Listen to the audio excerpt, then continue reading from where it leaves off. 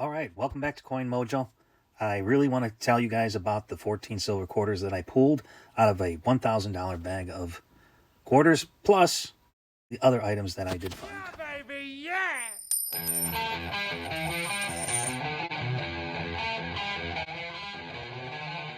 So here it is again, that clip that I released as a 15-second short the other day ago, and I wanted to get into the other quarters that also came out of that bag. But this was the huge, I wouldn't call it a silver dump. Well, I wrapped up that $1,000 bag, and this is everything that I found. I pulled some Washington Crossing the Delawares, San Francisco Proof. This one is a plated or coated quarter, and these are the 2023s, including the Avita Adar, and this one is a brand new 2024. The first one I found in circulation. This is only the third one that I found like that. This foreign coin here, I got, what do we got here? 10 quarters from the 60s to 70s that are in fairly decent shape that I will take a closer look at. I pull them aside because they looked pretty good. And then the 60, this is 65, they didn't make proof sets, so 65 in good condition can demand a premium. Also, all of these silver quarters, the 14 silver quarters that you see here, and I did put up a short on this earlier last week or late last week when I actually pulled them, and I was excited. I couldn't wait to share with everyone. But they're all from the 40s, or 39 through 46. There's 14 of them. This represents the largest quarter find in a quarter bag that I've ever had, stretching back to at least 2010 maybe, between 2005 and 2010 when I first started hunting.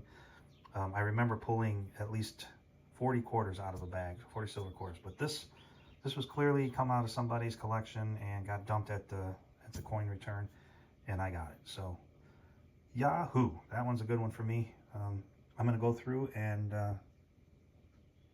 do some details on each of these coins. So starting off with the silver quarters, I'm laid out all of the silver quarters, obverse first in order by year, and then I flipped them over to show you the back. Now clearly these quarters are not mint condition or anything like that. They are certainly still worth melt value, which as of today are about $5 a pop. That's not too bad. 14, we're talking about $70 worth of silver. Only two of them had mint marks. One was an S and one was a D. The rest of them are all Philadelphia minted. These are the two mint marked quarters. I believe the first one there was a 41D and a 44S. Now, those are not rare, and they do not demand a premium or a higher value. Red Book will show you that all 14 of these quarters come in at the same value. So, still, silver, 90% constitutional silver, about $5 a piece. Next up, we have this group of 60s to 80s quarters. I pulled these because the 65, for instance, right there, is a really nice condition. I know that 65s, they didn't make proof sets, so they are in demand if they're in good condition. And then when you walk through the 70s, they, especially early 80s, they didn't stand up, right? Because they had, been used in video gaming machines, and so they got worn out really well. This one right here, the 77, is a little bit broad struck, but 82, 83, I save all the 83s if they're in any kind of decent shape. I look at the edges and I try to make sure that if they're not worn and they present a little bit of mint luster, they're worthy of keeping. They do demand, according to the Red Book, they do demand a higher premium in MS63. So I do make a practice of saving all the 83s, just like all the rest of the coins that I find. Ultimately, I go back and do a deep dive on them, and I weed them out.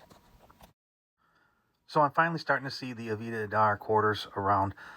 In the last 6 months, I probably only have done 2 or 3 bags of quarters, and so I haven't really seen the new stuff coming out. And so that was a 2024 right there, and it's ironic that I'm seeing the newer coins in the Denver Mint showing up here in Michigan.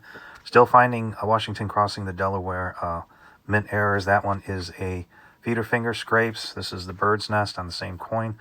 The Kanaka Ole, Edith Kanaka is how I still have. You got some die chipping in the beginning of Kanaka. And then this Texas state quarter had a overstamp or double stamp. Somebody stamped something. I can't even read it. I just wanted to show you the anomalies that we do find when we do the coin roll hunting. And I did find a S minted River of No Return from 2019. And then, of course, I got this. A foreign coin, which happens occasionally. This is a Thailand 5 something. I use this app called CoinScope, and with that you can upload a photo or aim and point at a coin. You can zoom in on it and use your camera button to take a photo of the coin, and then it'll feed back what it says. It'll identify the coin for you and then give you information on it. I picked on a Almas, and it gives you the weight of the coin, the material it's made of, the orientation, the mint mark, and things like that. So check that out. It's a pretty good tool. I will leave you with the overview of these wonderful coins in this fantastic $1,000 bag of quarters on this particular hunt. I'm so glad that you guys came to see my find. Smash that like button if you like what you see. Go to Facebook, check out Coin Mojo's Coin Roll Hunting.